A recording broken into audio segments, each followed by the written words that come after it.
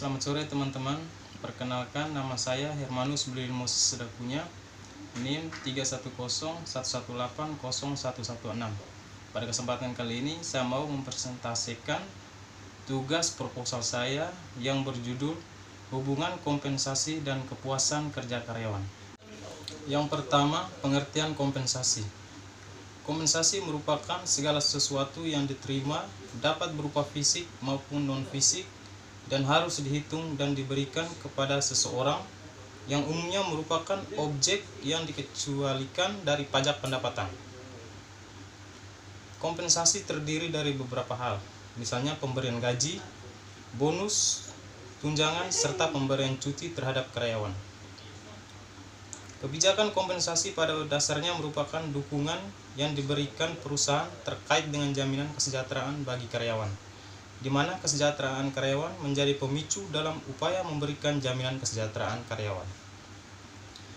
Berikut tujuan pemberian kompensasi adalah penghargaan terhadap prestasi karyawan, menjamin keadilan gaji karyawan, mempertahankan karyawan atau mengurangi turnover karyawan, memperoleh karyawan yang bermutu, pengendalian biaya, memenuhi peraturan-peraturan.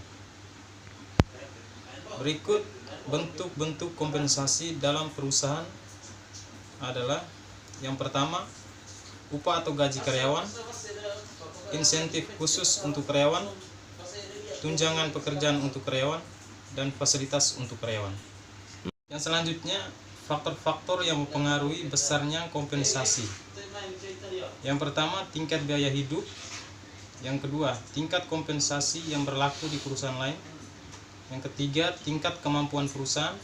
Yang keempat, jenis pekerjaan dan besar kecilnya tanggung jawab. Yang kelima, peraturan perundang-undangan yang berlaku. Dan yang terakhir, peranan serikat buruh. Berikut aspek-aspek penting yang berpengaruh terhadap kepuasan kerja.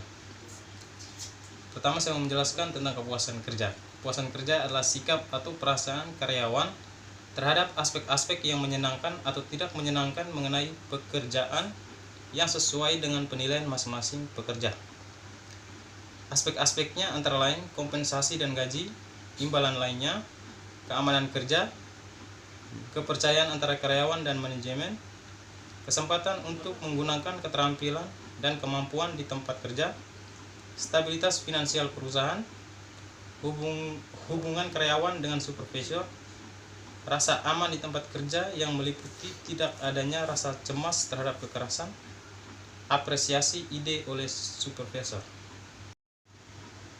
Dari hasil presentasi saya menyimpulkan bahwa penilaian kinerja terhadap karyawan dinilai dari komponen yang dimiliki oleh karyawan tersebut.